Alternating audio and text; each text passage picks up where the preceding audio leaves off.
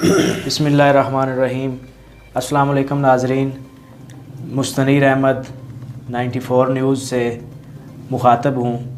Programme ہے light for all.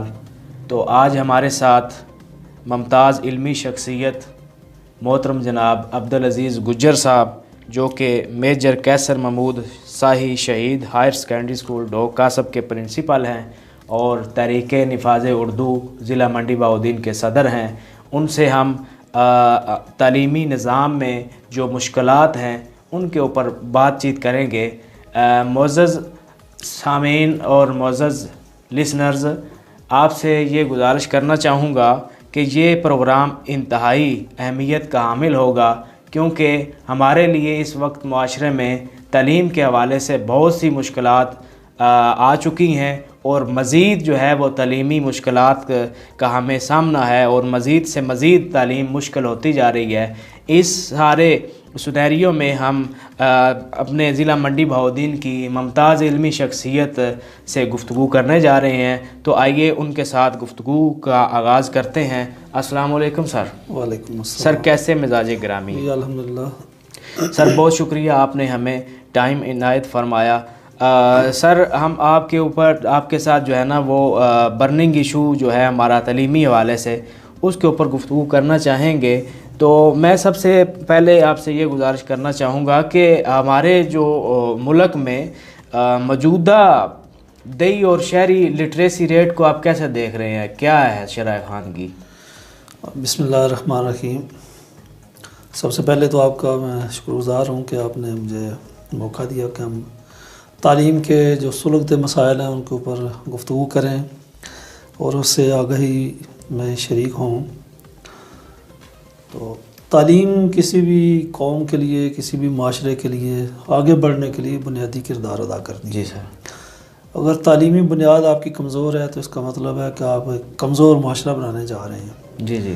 تو اس لیے ہمیں اپنے تعلیمی نظام کو، تعلیم کی دنیا کو مضبوط سے مضبوط اور بہتر سے بہتر کرنا ہے، جس میں ہم روایت سے بھی جڑے ہوں اور ہم مستقبل کی صورت گری کرنے کے بھی فکر مند ہوں۔ جی۔ یہ دونوں چیزیں جب ہمارے ساتھ ہوں گی تب ہم آگے بڑھ سکیں گے۔ جی۔ لیکن عملی طور پہ اس وقت جو پوزیشن ہے، جو صورتحال ہے، وہ یہ ہے کہ ہمارا جو شہری اور دیہی کا فرق جو ہے نا وہ بہت زیادہ ہے۔ جی۔ دیکھیں تقریباً 60% سے زائد آبادی ہماری اس وقت بھی دیہی علاقوں میں موجود ہے۔ جی۔ اور دیہی علاقوں میں جو شرح خواندگی ہے وہ شہری علاقوں کی نسبت بہت کم ہے۔ جی۔ اس کی وجوہات ایک سے زیادہ ہیں، کئی وجوہات ہیں۔ جی۔ لیکن یہ ایک بہت بڑا کھلا کیا کہتے ہیں سچ ہے جی جی کہ شہری علاقوں کی نسبت دیہی علاقے بہت پسماندگی کا شکار ہیں۔ اور یہ وجہ ہے کہ اس کا نتیجہ کیا نکل رہا ہے کہ لوگوں میں دیہات سے شہروں کی طرف سفر شروع ہو گیا ہے۔ جی۔ لوگ صرف بہتر تعلیم کے لیے شہروں کی طرف جا رہے ہیں۔ جی۔ اگر ہم یہ ساری سہولتیں اگر دیہات میں ان کے دہلیز پہ دیتے جی تو شاید یہ اتنے بڑے بڑے جو میگا سٹیز بن گئے ہیں، ان کو میٹروپولس سب کہہ رہے ہیں، تو شاید اس طرح نہ ہوتا۔ اچھا، اس کا تدارک کیا ہے؟ مطلب اس کو بہتر کیا جا سکتا ہے کہ کیسے کریں گے ہم اس کو آگے؟ اس کے لیے پہلی چیز تو احساس ہونا، ادراک ہونا کہ مسئلہ ہے کیا۔ جی جی۔ جب مسئلہ ہم محسوس کریں کہ یہ مسئلہ ہے، جی جی، ہمیں یہ پختہ ہمارے ذہن میں آ جائے، ادراک ہو جائے کہ مسئلہ موجود ہے، اس کے بعد حل کی طرف ہم جاتے ہیں۔ جی جی۔ حل کیا ہے؟ حل تو سادہ سا یہ ہے کہ چونکہ پاکستان کا آئین ہمیں یہ بتاتا ہے کہ پاکستان کے تمام شہری مساوات کے ساتھ یہاں زندگی گزارنے کے اہل ہیں۔ جی جی۔ ان کو مساوی زندگی کے مواقع ملنے چاہیے، جی جی۔ شہروں میں بھی اور دیہات میں بھی۔ جی جی۔ تو سادہ سی بات یہ ہے کہ جب آپ جو سہولت آپ کسی شہری علاقے کے بچے کو دے رہے ہیں، جی۔ وہی سہولت ایک دیہی علاقے کا بچہ بھی اس کا حقدار ہے۔ جی۔ جب آپ نہیں دے رہے تو اس کا مطلب یہ ہے کہ آپ جو اسلام کے اصول ہیں، مساوات کے، برابری کے، ان کی خلاف ورزی بھی کر رہے ہیں، اور جو آئین نے آپ کو وہ تحفظ دیا ہے اور اسٹیٹ کی جو ذمہ داری ہے اس سے بھی آپ اس کو محروم کر رہے ہیں۔ تو سیدھی سی بات ہے کہ یہ گورنمنٹ کی ذمہ داری ہے۔ گورنمنٹ جو ہے وہ کوئی ضروری نہیں کہ وہ ایک ایک چیز کو مانیٹر کرے گی، چھوٹی چھوٹی تفصیلات، لیکن پھر بھی وہ ایک بڑے ریگولیٹر کے طور پہ کام کر سکتی ہے. ٹھیک ہے کہ وہ بڑے فریم ورک بنائے جن کے اندر رہ کے جو دیہات ہیں ان کے اندر وہ تعلیمی سہولتیں اسی. اچھا یہ ہے کہ مطلب کہ یہ دیہی علاقوں میں آپ فرما رہے ہیں کہ لٹریسی ریٹ کم ہے، اس کی کئی وجوہات ہیں. اس میں یہ بھی ہو سکتا ہے کہ جو ہمارے ہاں ایک جاگیردارانہ کلچر ہے، وڈیرا شاہی ہے، چودراہٹ ہے، یہ اس سسٹم نے دیہاتوں پر ابھی تک پنجے گاڑے ہوئے ہیں. کیا یہ چیزیں وڈیرا شاہی اور چودراہٹ اور اس طرح کی گنڈا گردی یہ دیہاتوں میں بھی تعلیم کم ہونے کی وجہ ہے، یہ آپ سمجھتے ہیں؟ اور اس کا تدارک کیسے ہوگا؟ کہ نا یہ چیز ایک معاشرتی حقیقت کے طور پر موجود ہے. جی جی. لیکن اگر آپ کہیں کہ صرف یہی ایک وجہ ہے، شاید ایسا نہیں ہے. جی جی. ایک وجہ موجود ہے لیکن صرف یہی وجہ نہیں ہے. جی جی.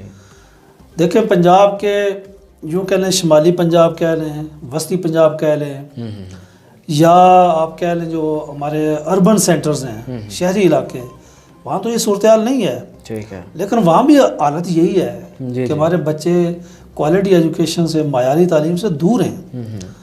وہ غربت کی وجہ سے، معاشی ناہمواری کی وجہ سے وہ اسکول چھوڑنے پہ مجبور ہیں. ٹھیک ہے. تو یہ ایک وجہ یقیناً ہے، لیکن صرف یہ ایک وجہ نہیں ہے. اس وجہ کو بھی دور کرنا بہرحال حکومت کی ذمہ داری ہے. دیکھیں انڈیا میں بھی ہمارے قریب کی بات ہے، اور اس سے قریب بنگلہ دیش ہے جو ہم سے الگ ہوا، اور اس نے ہم سے بہتر، انہوں نے پہلا کام کیا کیا تھا، یہ جاگیرداری نظام کو ختم کر دیا. اور جاگیرداری نظام کے جب ختم کرنا تو اس کے لیے ایک عزم چاہیے، اور وہ عزم حکومت ہی اظہار کرتی ہے اس کا، اور جب وہ کرتی ہے تو پھر اس کے راستے میں رکاوٹ کوئی نہیں ہوتی. اچھا یہ حکومتیں جب آتی ہیں، ہر کوئی یہی کہتا ہے کہ جی ہم سلیبس جو ہے وہ ایکول کر رہے ہیں، لیکن یہاں پہ دیکھا جائے تو امیر لوگوں کے لیے آکسفورڈ لیول کا سلیبس ہے، اور لو طبقہ جو ہے وہ اس کے لیے انتہائی لو تعلیمی نظام ہے. یہ کیسے لیول میں آ سکے گا؟ معذرت کے ساتھ میں سب سے پہلے تو آپ کی یہ جو ٹرم آپ نے استعمال کیا ہے لو کا اور امیر کا، اس سے اختلاف کروں گا. جی جی. میرا آئین اور میرا ملک کا دستور اور میرا مذہب مجھے یہ بتاتا ہے کہ ہم سارے برابر ہیں. بالکل. اور اس لیے میرے ملک کے تمام بچوں کا یہ حق ہے کہ ان کو یکساں تعلیم ملے. جی. اس لیے کہ اگر ہم ایک قوم بنانا چاہتے ہیں تو ایک قوم بنانے کے لیے سب کو ایک یکساں تعلیم کی ضرورت ہے. جی جی. جو بچہ شہری سکول میں بیٹھ کے پڑھ رہا ہے اس کو بھی انہی معیارات کے تحت تعلیم دی جائے. جی جی. جو دیہات میں حاصل کر رہا ہو. جی جی. کوئی فرق نہیں ہونا چاہیے. جی جی. اساتذہ کے لحاظ سے، سہولیات کے لحاظ سے، نصاب کے لحاظ سے.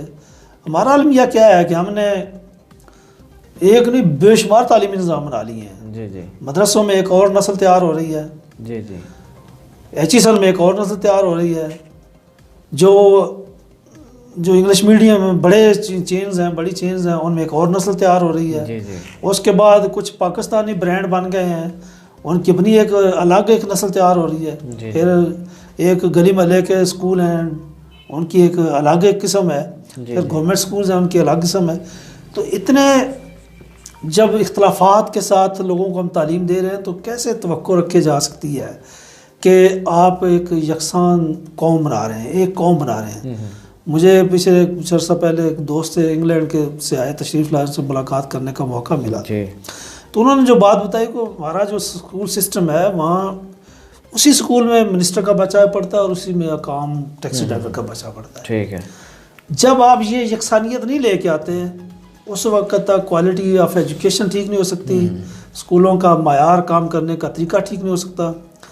اور جب آپ دیکھ رہے ہیں، مطلب آپ دیکھ رہے ہیں کہ مستقبل میں یہ ٹھیک ہو سکے گا یا کیسے ٹھیک ہوگا یہ نظام؟ دیکھا نا جی، مستقبل سے مایوسی تو کبھی نہیں ہوتی. ہم انشاءاللہ پر امید ہوگا، لیکن اس کے لیے اساتذہ کو، طلبہ کو، جو والدین ہیں ان کو، اور معاشرے کے جو ذمہ دار اور باشعور لوگ ہیں ان کو آواز اٹھانی چاہیے. جی جی.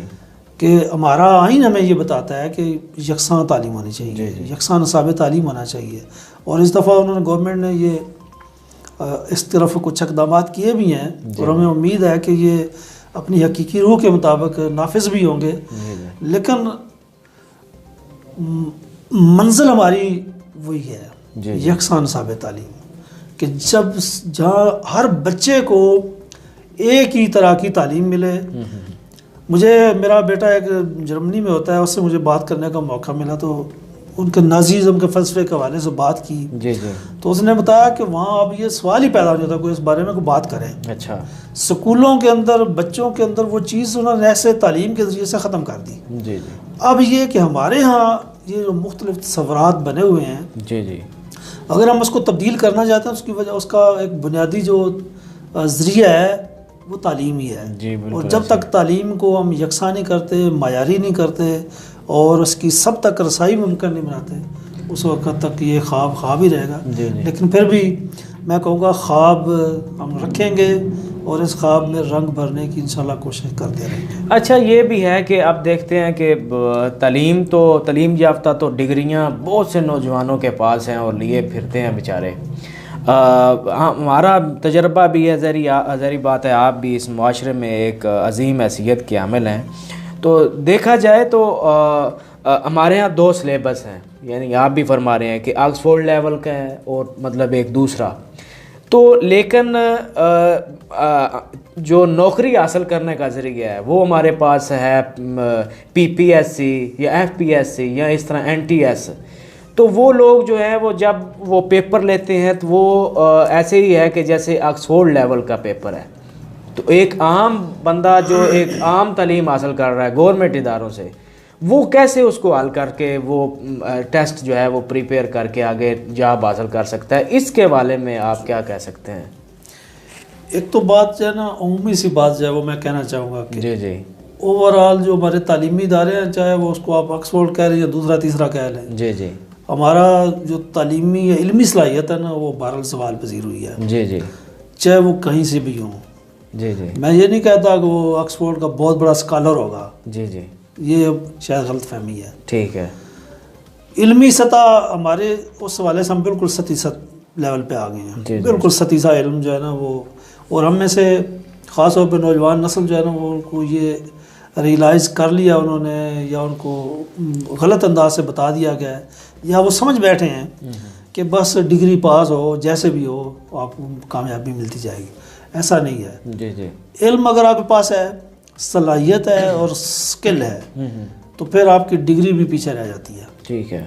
اگر آپ کے پاس علم نہیں ہے, صلاحیت نہیں ہے, سکلز نہیں ہے, تو آپ کی ڈگری بھی آپ کوشش نہیں کر سکتی. اب دنیا میں جو نیا رجحان آ رہا ہے وہ کیا ہے کہ اب وہ کہتے ہیں جی ڈگریوں کی ضرورت نہیں, ہمیں صرف سکل چاہیے. آپ اگر یہ کام کر سکتے ہیں, آئیں بیٹھیں ہمارے ساتھ کام کریں. اگر آپ ہمارے معیار پر پورا اترتے ہیں تو ٹھیک ہے. ٹھیک ہے. اصل جو چیز ہے وہ یہ کہ ہمیں اپنے جو علمی یوں سمجھے بچوں کے تعلیمی تجربات ہیں ان کو اتنا مؤثر کرنا ہے, اتنا بھرپور کرنا ہے کہ بچوں کے اندر وہ علم پیدا ہو, ان کے اندر منتقل ہو, اور ان کے اندر یہ خواہش پیدا ہو جائے کہ وہ علم حاصل کریں. ٹھیک ہے. اس وقت تک ہم صرف ڈگری دے رہے ہیں, اور وہ ڈگری جو ہے اس کی جو قدر و قیمت ہے وہ ایسے ہی ہے جیسے آپ فرما رہے ہیں.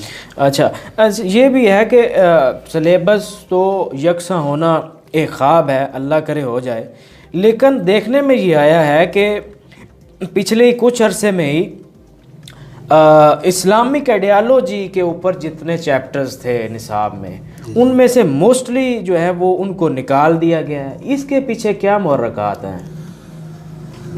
دیکھیں نا جی, دنیا میں نظریات کی جنگ چل رہی ہے. جی جی. اور ایک طرف سیکولرزم, لبرلزم ہے, آج کے دور کی لبرل ڈیموکریسی ہے, دوسری طرف اسلام کی ہم بات کرتے ہیں. جی جی. تو بدقسمتی ہے کہ ہمارے اوپر غلبہ ان لبرل ڈیموکریٹس کا ہے, سیکولر ڈیموکریٹس کا ہے, جو یہ سمجھتے ہیں کہ اسلام ہمارے راستے کی رکاوٹ ہے. جی جی. اور وہ بدقسمتی یہ ہے کہ ہم اپنے ووٹوں سے ان کو منتخب کر کے تختہ اقتدار پر بٹھاتے بھی ہیں, اور پھر ان سے توقع رکھتے ہیں کہ وہ شاید ہمارے اسلام کا دفاع کر پائیں گے. جی جی. ایسا نہیں کر پاتے. جی جی. چاہے وہ کسی بھی سیاسی پارٹی کی بات آپ کریں. جی جی. میں کسی کا نام نہیں لیتا, لیکن حقیقت یہی ہے. جی جی. کہ وہی نام نہاد سیکولر, لبرل اور ڈیموکریٹس وہ سارے اکٹھے ہیں. جی جی. اور اس موضوع پہ وہ ایک ہی ٹون میں بات کرتے ہیں, اور وہ سمجھتے ہیں جی دیکھیں دنیا میں نظریات کی آویزش ہمیشہ چلتی رہتی ہے. جی جی. یہ شکست خوردگی کی علامت ہے کہ ہم نے کہہ دیا کہ اسلام جی آج کے دور کی کہ جو مسائل ان کا حل نہیں ہے. جی جی.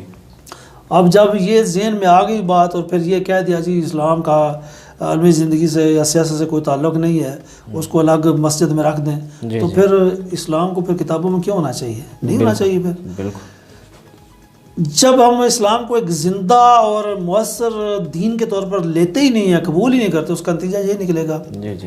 تو یہ تو جو اپنا میں سمجھتا ہوں سمجھدار لوگ ہیں, جو دینی طبقہ ہے, بدقسمتی میں کہوں گا کہ ہمارا دینی طبقہ بھی سیکولر مزاج کا ہے, یہ یاد رکھیں. جی جی. دینی طبقہ بھی سیکولر مزاج کا ہے, اور وہ بھی یہ سمجھتے ہیں کہ دین اتنا ہی ہے, نماز پڑھی, روزہ رکھا, بس ٹھیک ہے جی. جی جی. دین کو نافذ کرنا, اس کو غالب کرنا, اور اس کو ایک غالب دین کے طور پر سامنے لے کے آنا, ایک نظام کے طور پہ پیش کرنا, یہ ان کے بس کا روگ نہیں ہے اور ان کا دائرہ کار بھی نہیں ہے. اچھا. اور اس کے نتیجے میں یہ آج ہماری مسجدیں تو ان میں تو نمازی ہیں, لیکن پارلیمنٹ میں کوئی بات کر کے تو دیکھیں نا. بالکل ایسے ہی ہے. پارلیمنٹ میں ہم چن کے اس بندے کو بھیجتے ہیں جس کا یہ پس منظر ہے ہی نہیں. بالکل ایسے ہی. تو پھر آپ کیسے توقع رکھ سکتے ہیں؟ اچھا, خاص طور پہ پہلے جب ہم آج سے 8-10 سال پہلے کی بات کرتے ہیں تو تقریباً پرائمری سے لے کے میٹرک ایون کے انٹر تک, بلکہ ایم اے تک, دو قومی نظریہ جو ہے نا, وہ اس کا سوال ایسے مسٹ سمجھا جاتا تھا پیپروں میں. اب وہ نظر ہی نہیں آتا کہیں. یہ جب آپ شکست تسلیم کرتے ہیں نا, جی جی. پھر آپ شکست پیچھے ہٹتے ہی چلے جاتے ہیں. جی جی. اب ہم نے ایک شکست تسلیم کر لی ہوئی ہے.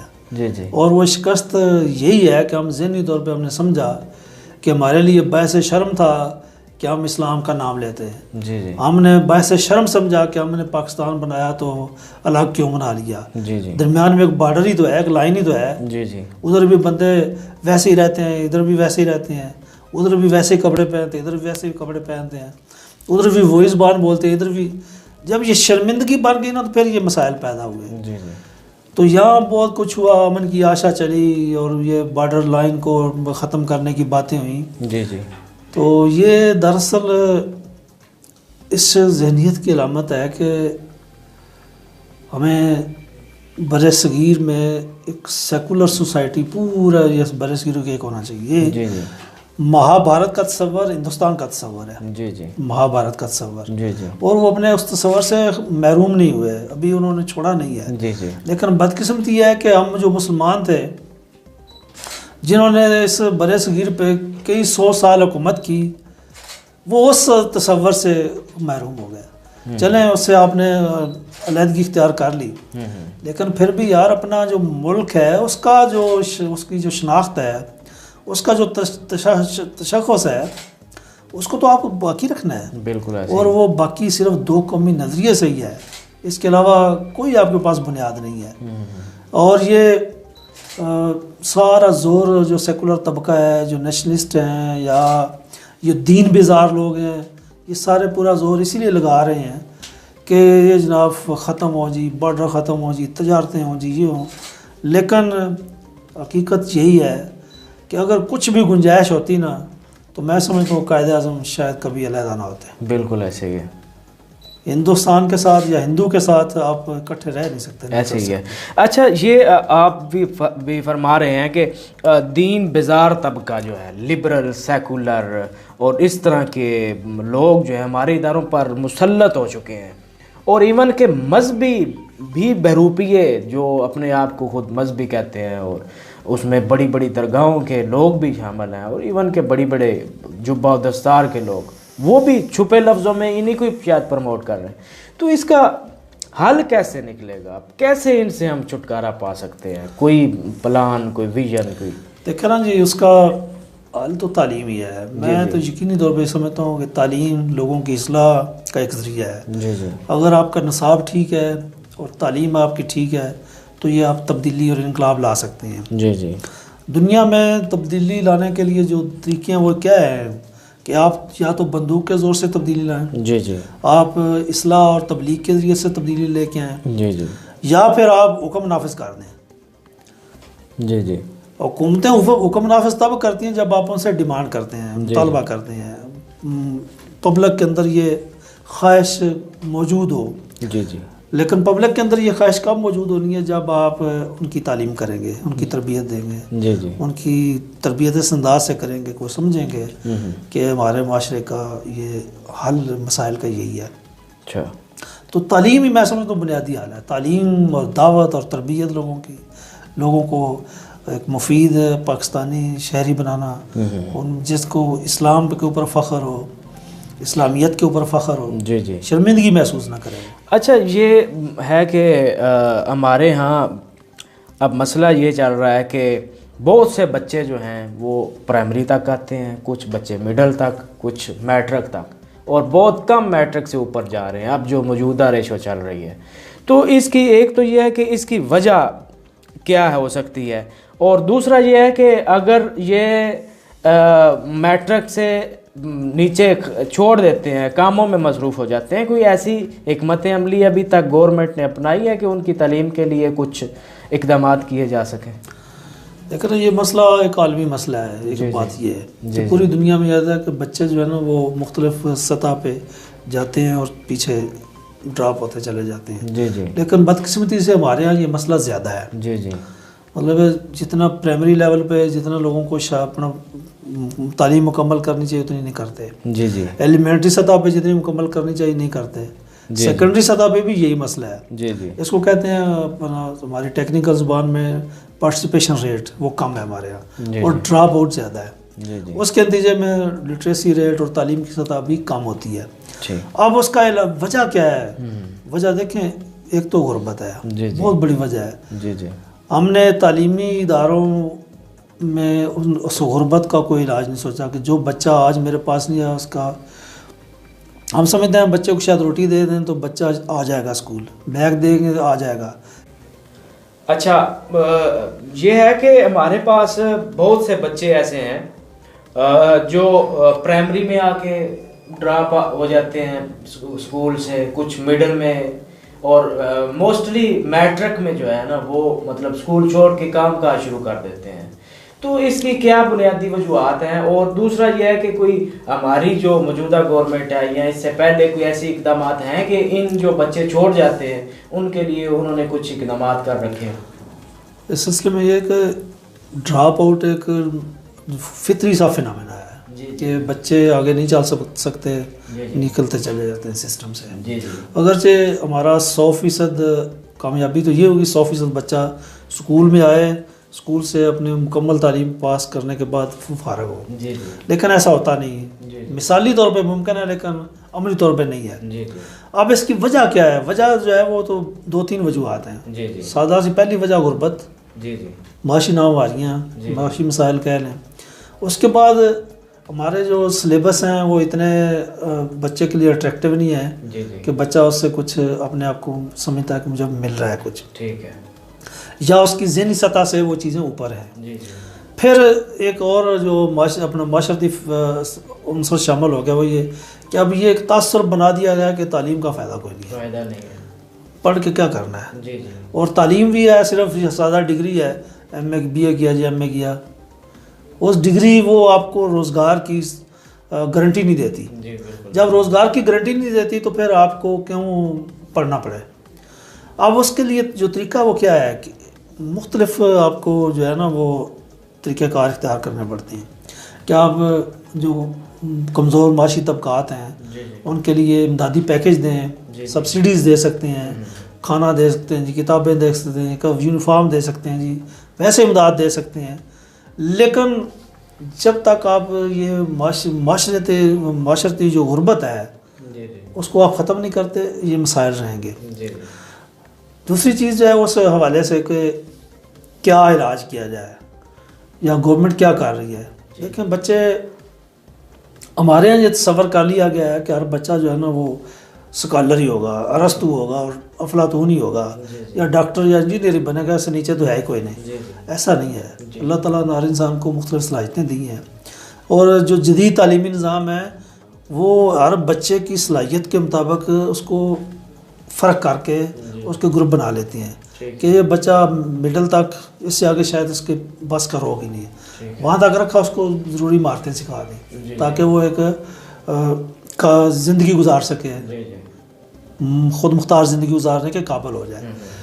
تو ہمارے یہاں جو یہ چیزیں موجود ہیں لیکن جتنا زور دیا جانا چاہیے وہ ایسے نہیں ہے. مثلا گورنمنٹ ٹیپٹا کے زیر اہتمام مختلف شارٹ کورسز کرواتی ہے ایسے بچوں کے لیے جو اسکول سسٹم سے نکل گئے ہے, یا ان کے لیے اپنا